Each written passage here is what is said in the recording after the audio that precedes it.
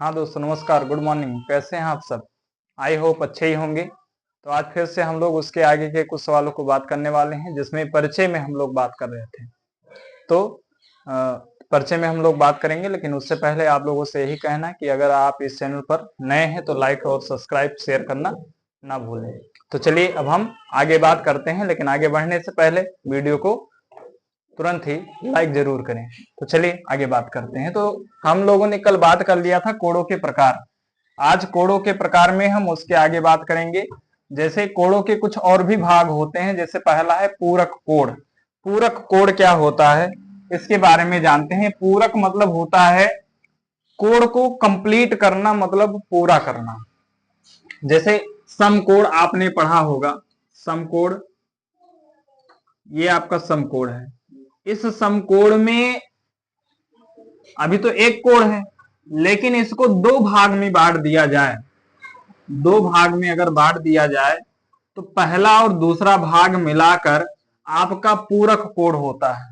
मतलब मान लो कि एक कोण दिया है तो दूसरा वाला जो कोण है वो इसको पूरा करेगा, इसीलिए इसका नाम दे दिया गया पूरक कोण। मतलब पूरा करने वाला कोण, जो कोण को क्या कर दे, पूरा कर दे। सबसे बड़ी बात यह है, इसमें यह जानना है आपको पूरक कोण में, कि जो पूरक कोण होता है उसमें पहला और दूसरा कोण मिलाकर कितना होता है, 90 डिग्री। मतलब इन दोनों को जोड़ने पर 90 डिग्री आना चाहिए, तो वो कोण आपका क्या कहलाएगा, पूरक कोण। अगर मान लो कि कभी सवाल में दे देता है कि एक कोण आपका 40 डिग्री है तो दूसरा पूरक कोण बताइए, तो एक कोण आपका 40 डिग्री आप यहां लिख दोगे, तो दूसरा पूरक कोण आपका आराम से निकल जाएगा। ये उधर जाकर ले जाकर घटा देंगे तो 90 माइनस 40 हो जाएगा, मतलब 50। मतलब दूसरा जो पूरक कोण आपका है वो कितना, 50। इसी तरीके से मतलब कि एक अगर 40 है तो दूसरा 50 रहेगा, तभी 90 होगा। तो ऐसे ही अगर ये वाला 10 है तो ये वाला 80 होगा, ये वाला 70 है तो ये वाला 20 होगा, इस तरीके से। ठीक है, तो पूरक कोण आप समझ गए।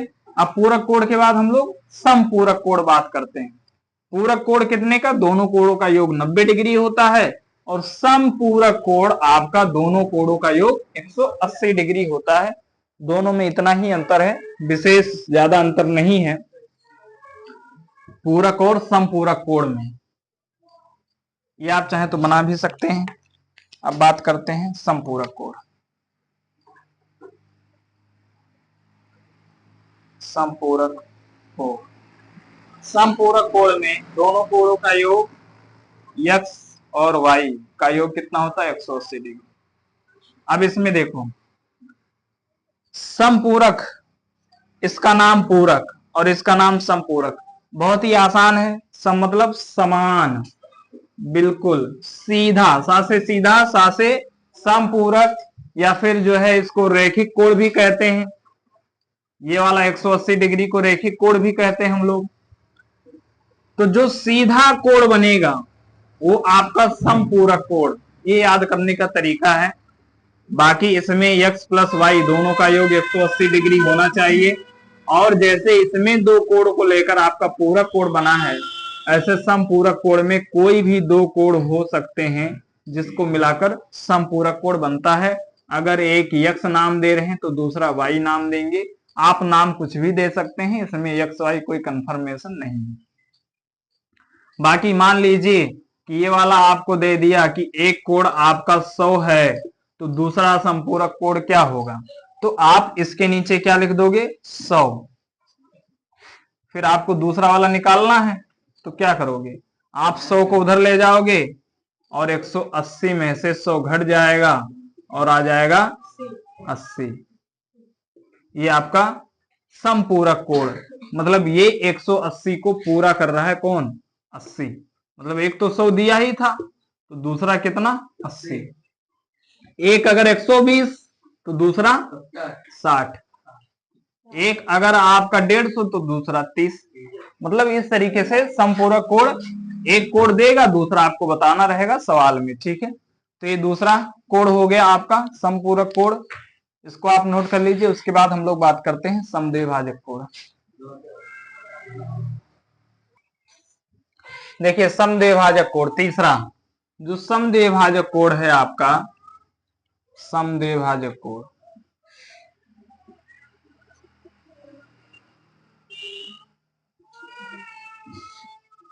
सम मतलब समान, द्वे माने दो, भाजक मतलब बांट देना, और कोण माने एंगल, वही कोण। ठीक है, तो मतलब कोई एक कोण है ये आपका, इसको क्या करो कि दो भाग में अगर आप बांट देते हो, वो भी बराबर बराबर। जैसे आपने जो है कंपास लिया और कंपास से ऐसे लाइन खींचा, उसके बाद में एक यहां से लगाएंगे, एक यहां से आर्स लगाते हैं, उसके बाद यहां से उसको ऐसे मिला देते हैं, और मिलाने के बाद दो बराबर कोण यहां पर आपको प्राप्त हो जाता है, मिल जाता है। एबीसी, इसका नाम दे दो डी। तो ये जो दोनों कोण है एक दूसरे के बराबर है, मतलब ये जो कोण है ए बी डी बराबर है कोण डी बी सी के। तो इस प्रकार के कोण को समद्विभाजक कहते हैं। मतलब समद्विभाजक कोण वो होता है जिसके दोनों कोण बराबर हो, लेकिन बराबर किया जाता है। पहले कोण एक ही होता है, बाद में उस कोण को हम लोग क्या करते हैं, कंपास से मतलब गोला प्रकार से उसको दो भागों में बांटते हैं, तब ऐसे कोण को समद्विभाजक कोण कहते हैं। जब हम किसी कोण को दो बराबर भागों में बांटते हैं, तब उसको क्या कहते हैं, समद्विभाजक कोण कहते हैं। जैसे ये आपका कोण है, गोला प्रकार आपने लिया और इस पर ऐसे आर्स लगाया, और इस पर यहां से समान दूरी, यहां से यहां आपने आर्स लगा दिया, फिर उसी को क्या करना है, गोला प्रकार को उठाना है और यहां रखकर यहां आर्स लगाओगे, फिर इस पर रखोगे, फिर उसी नाप का यहां आर्स लगाओगे और इसको ऐसे मिला दोगे, तो ये दोनों कोण आपका बराबर कोण प्राप्त हो जाएगा, और ऐसे दोनों कोणों को हम समद्विभाजक कोण कहेंगे। ठीक है, ये बात समझ में आ गई। तो तीसरा कोण इस प्रकार से आपको बना लेना है। अब बात करते हैं चौथा नंबर। 4 नंबर कौन सा कोण है, आसन्न कोण। आसन्न कोण में क्या होता है, आसन्न कोण में, आसन्न कोण, तो इस कोण में एक भुजा आपकी उभयनिष्ठ होती है। जैसे इसमें तो आपका बाद में बनता है ना, बाद में आप बांटते हैं, फिर इसमें आपका दोनों बराबर होता है। लेकिन आसन्न कोण में बराबर हो भी सकता है और नहीं भी बराबर हो सकता है, दोनों बातें होती हैं। बराबर हो भी सकता है ये वाला दोनों कोण, और नहीं भी बराबर हो सकता है। देखो इसका मतलब है कि दोनों बराबर है, ये जो लाइन लगा है आपका आर्स, इसका मतलब है कि ये दोनों कोण क्या है, बराबर है। लेकिन इसका मतलब कि ये कोण दूसरे नाप का है और ये कोण दूसरे नाप का है। कहीं भी आप अगर ऐसा देखना कि एक कोण में ऐसा है और दूसरे कोण में ऐसा है, तो ये समझ जाना कि ये इस कोण का नाप दूसरा है, इसका नाप दूसरा है। और कोई एक और कोण हो, अगर उसमें आर्स इस तरीके से है, 3 आर्स है, तो ये समझ लेना कि इसका नाप दूसरा है। बात समझ में आ रही है। मतलब कोणों को हम कैसे सीखते हैं, बराबर है या नहीं है, तो ये दोनों बराबर हैं बट ये दोनों बराबर नहीं, ये तीनों बराबर नहीं। अगर यहां पर ऐसे लगा दिया जाए तो इसका मतलब क्या होगा कि ये वाला कोण और ये वाला कोण बराबर है। ठीक है, तो अब यहां पर हम बाद में बराबर करते हैं। ठीक है, समद्विभाजित करते हैं। यहां पर एक भुजा जो बीडी है वो दोनों कोण का उभयनिष्ठ होता है। बिना इसके ना तो ये वाला कोण बनाया जा सकता है और ना ही ये कोण बनाया जा सकता है। इसलिए ऐसे कोण को आसन्न कोण कहते हैं। आसन्न का मतलब जब एक दूसरे पर जो टिके हों, एक दूसरे पर निर्भर हों, उसको हम आसन्न कोण कहते हैं। आसन मतलब क्या होता है, बैठना। आसन कहाँ लगाते हैं लोग, आसन जहां बैठने की जगह होती है वहां आसन लगाते हैं। तो यहां पर इसके लिए भी आसन यही है और इसके लिए भी आसन यही, मतलब दोनों के लिए बैठने की जो जगह है वो बीडी है, बीडी के बिना ना तो ये बैठ सकता है ये वाला कोड, और बीडी के बिना ना तो ये वाला कोड बैठ सकता है। तो यहां पर हम ये कहेंगे कि कोड ए बी डी व कोड डी बी सी के लिए उभयनिष्ठ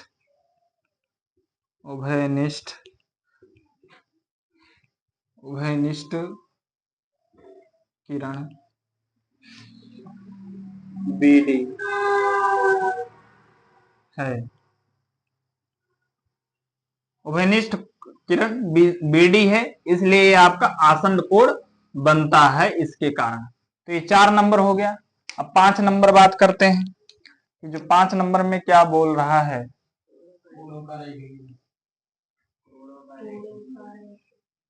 कोड़ों का रैखिक युग्म। तो जो कोड़ों का रैखिक युग्म है, इसमें क्या है, रैखिक माने रेखा, सीधी सी बात, रैखिक माने रेखा होता है। और उसके बाद में इस रेखा का नाम दे दो कुछ, ए, यहां भी कुछ देना चाहो तो सी दे सकते हो। अब ये आपका एक रैखिक कोण है, और इस रैखिक कोण को अगर आप 2 भाग में बांट देते हो, चाहे जैसे मतलब कि इसमें कोई नाप नहीं है, इसमें भी इसका नाप भी अलग हो सकता है, ठीक है, बराबर भी हो सकता है, अलग भी हो सकता है, कैसे भी हो सकता है। तो इस प्रकार के कोण को जब किसी रेखा पर, सीधी रेखा पर 2 कोण आपके बने हों तो उसको रैखिक युग्म कोण कहते हैं। रैखिक माने रेखा होता है, सीधी सी बात, इतना समझ लो कि जहां लिखा हो रैखिक उसका मतलब ही रेखा होता है, ठीक है। जैसे आपने पीछे पढ़ा था जो है रैखिक समीकरण, तो वो भी एक प्रकार की रेखा ही बनाती है। रैखिक समीकरण अगर आप ग्राफ बनाओगे तो आपको रेखाएं मिलती जाएंगी उस पर।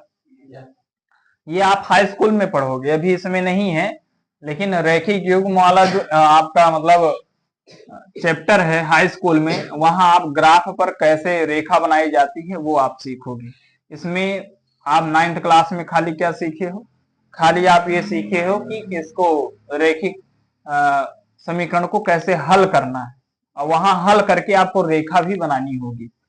तो देखो मैंने क्या बताया, मैंने ये बताया कि रैखिक कोण पर कोई 2 कोण हो सकता है, और रैखिक कोण कितने डिग्री का होता है, 180।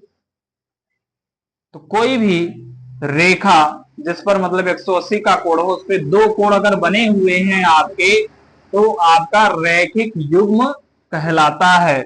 यहां हम लिखेंगे कोण ए सी, और यहां डी लिख दो, ए सी डी व कोण बी सी डी रैखिक युग्म है, रैखिक कोणों के युग्म है, रैखिक कोणों के युग्म हैं। अब लास्ट है शीर्षाभिमुख कोण। ये आपका बहुत ही ज्यादा काम आता है, इसलिए इसको ध्यान से समझिएगा। ये लगभग जगहों पर आपको यूज में लेना होता है, शीर्षाभिमुख कोण।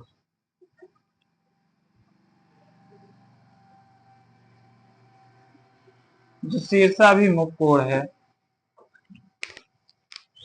ये आसान भी बहुत है।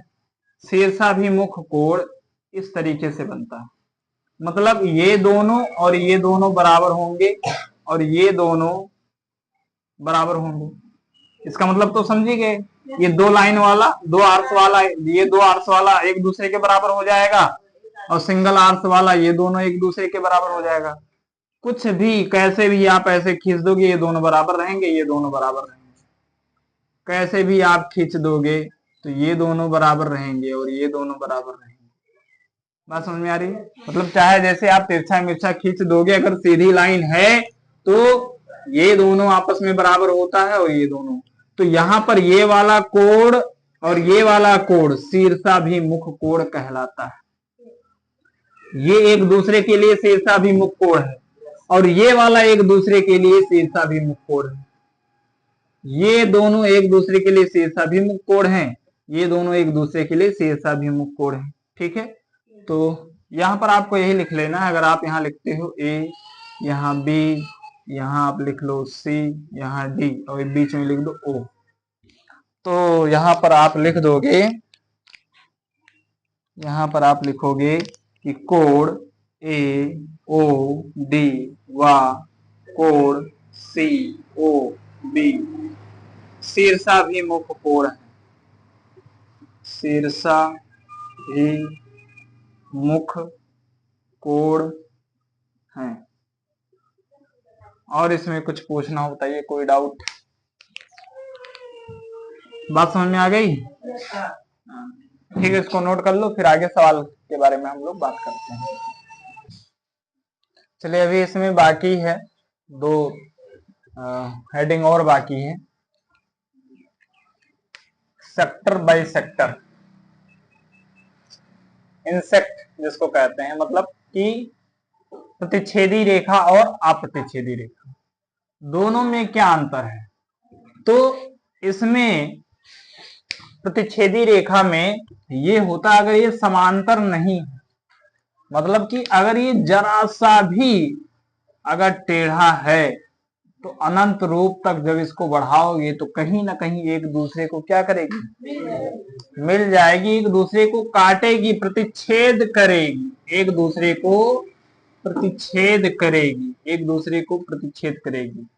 मतलब ऐसी रेखा जो एक दूसरे को किसी बिंदु पर काटती है उसको क्या कहते हैं, प्रतिच्छेदी बिंदु कहते हैं। प्रतिच्छेदी रेखा ये है, और जिस बिंदु पर काटेगी उसको प्रतिच्छेद बिंदु कहते हैं। तो प्रतिच्छेदी रेखाएं जो एक दूसरे को काटती हैं वो प्रतिच्छेदी रेखाएं कहलाती है। सिंपल सी बात है बस।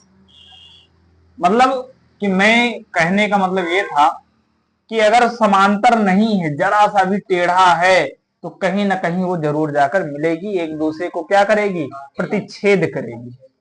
काटना ही प्रतिच्छेद होता है, मतलब एक दूसरे से मिल जाना, एक दूसरे से मिलते हुए चले जाना। जैसे कोई एक सड़क इधर से गई है और कोई एक सड़क इधर से गई है, तो कहीं ना कहीं वो सड़क जाकर किसी चौराहे पर मिल जाती है, और ये सड़क इधर को चली जाती है, ये सड़क इधर को चली जाती है। इसी को चौराहा कह देते हैं, जहां से चारों तरफ सड़कें गई होती है, उसी को क्या कहते हैं, चौराहा कहते हैं।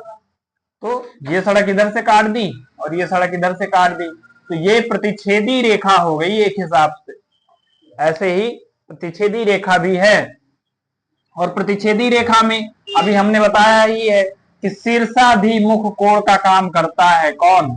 प्रतिच्छेदी रेखा जो है शीर्षाभिमुख कोण का काम करता है। अगर ये मान लो AB है, ये वाला CD है, तो यहां हम लिखेंगे कि AOD नहीं, AB व CD प्रतिच्छेदी रेखा, प्रतिच्छेदी रेखाएं हैं।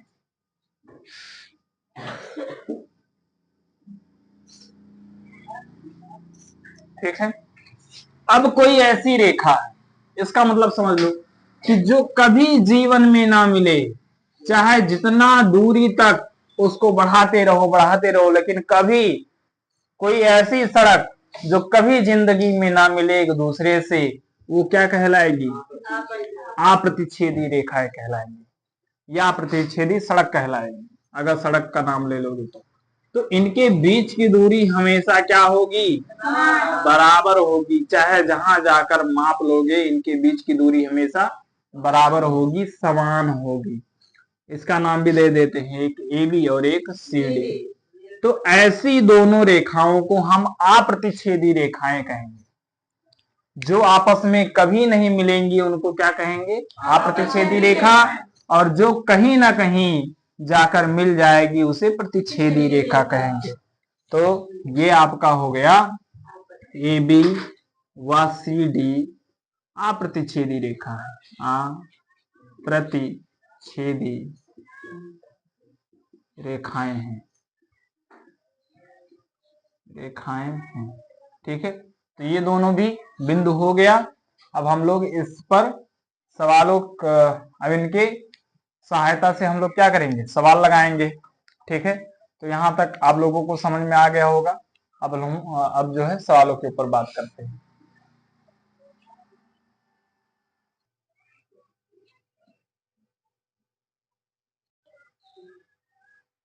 चलिए, तो आगे हम लोग बात करेंगे नेक्स्ट वीडियो में सवालों के ऊपर।